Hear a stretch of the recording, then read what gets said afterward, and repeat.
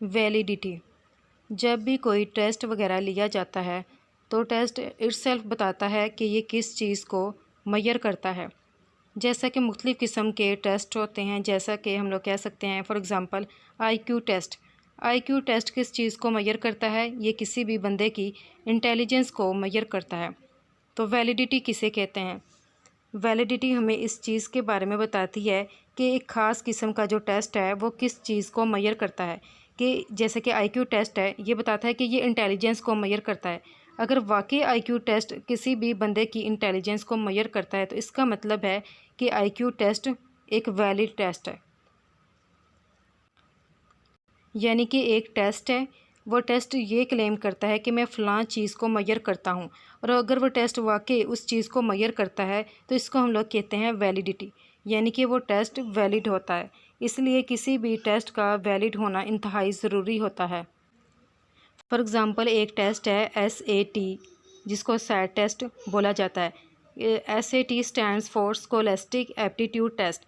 ये एक ऐसा टेस्ट है कि जो कि बैचलर लेवल के ऊपर होता है। अगर एक बंदा किसी टॉप यूनिवर्सिटी में दाखिला लेता है तो उसके लिए उसे सैट टेस्ट जो है देना ज़रूरी होता है। सैट टेस्ट पाकिस्तान के अंदर देखा जाए तो पाकिस्तान की जितनी भी टॉप यूनिवर्सिटीज़ हैं, जैसा कि नस्ट है, फास्ट है और लम्स, वहाँ पर जो भी स्टूडेंट एडमिशन वगैरह लेते हैं तो उनको सबसे पहले सैट टेस्ट देना पड़ता है। तो सैट टेस्ट क्या क्लेम करता है? ये टेस्ट बताता है कि ये किसी भी बंदे की जो रीडिंग, राइटिंग और जो इसकी मैथमेटिकल एबिलिटीज़ हैं ये उसको मेजर करता है। और वाकई ये टेस्ट उस इंसान की जो रीडिंग, राइटिंग और इसकी मैथमेटिकल जो भी एबिलिटीज़ होती हैं उनको ये मेजर करता है। तो इसका मतलब है कि ये टेस्ट एक वैलिड टेस्ट है।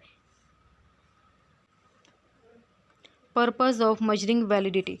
जैसे कि बच्चे का टेस्ट वगैरह लिया जाता है और उस टेस्ट के अंदर टेस्ट को क्यों लिया जाता है कि उस बच्चे के पास कितनी स्किल्स हैं, उसके पास कितना नॉलेज है, उसके पास कितनी एबिलिटी है। तो वैलिडिटी मेजर करने का भी यही मकसद है कि ये जो टेस्ट है इसको डिज़ाइन किया गया है कि ये एक बच्चे की एबिलिटी को, उसकी स्किल को, उसकी नॉलेज को मेजर करता है। तो क्या वाकई वो उसकी नॉलेज को मेजर कर रहा है? तो यही इसका पर्पस है। फिर हमने देखना है वैलिडिटी वर्सेस रिलायबिलिटी, यानी कि वैलिडिटी और रिलायबिलिटी में क्या डिफरेंस है। रिलायबिलिटी के अंदर देखा जाए तो रिलायबिलिटी जो है सेम रिज़ल्ट प्रोड्यूस करती है बार बार। मिसाल के तौर पर मैंने थर्मोमीटर लिया और उससे अपना टेम्परेचर जो है मेजर किया, तो मेरी बॉडी का टेम्परेचर आया है 105 फ़ारेनहाइट। फ़ारेनहाइट के अंदर इसका आया है 105। लेकिन ये कि जो मैंने थर्मोमीटर यूज़ किया था वो था ख़राब, यानी कि उसमें कोई फॉल्ट था। दूसरी बार मैंने फिर मेजर किया, उसने फिर 105 फ़ारेनहाइट बताया। तीसरी बार किया, फिर उसने 105 ही बताया। यानी कि रिज़ल्ट मेरा सेम आ रहा है, तीनों बार ही सेम आया। इसका मतलब है कि उसकी जो रिलायबिलिटी है उस थर्मोमीटर की वो हाई है। लेकिन उसकी वैलिडिटी क्या हाई है या नहीं, ये हम लोगों को सोचना पड़ेगा। थर्मामीटर का काम क्या है? ये बॉडी के टेम्परेचर को मेजर करता है, यानी कि उसने एक्यूरेट टेम्परेचर को मेजर करना है। लेकिन ये कि थर्मामीटर के अंदर फॉल्ट था, इसका मतलब है कि वो थर्मामीटर वैलिड थर्मामीटर नहीं है।